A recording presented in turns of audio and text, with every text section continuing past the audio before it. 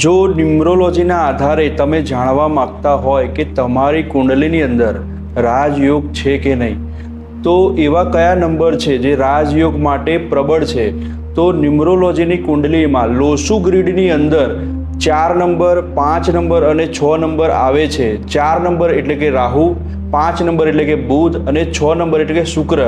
એટલે 4, 5, 6 આ ત્રણેય નંબરનું કોમ્બિનેશન તમારામાં આવે છે, તો આને ગોલ્ડન રાજયોગ કહેવામાં આવે છે.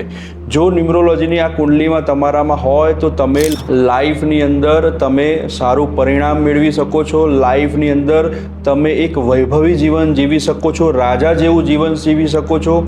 લાઈફની અંદર તમે રાજકારણમાં પણ તમે તમારો દબદબો રાખી શકો છો અને ઘણી બધી એવી ઓપોર્ચ્યુનિટી તમને મળવાની છે અને લાઈફમાં તમે એક સારી એવી સફળતા મેળવી શકો છો.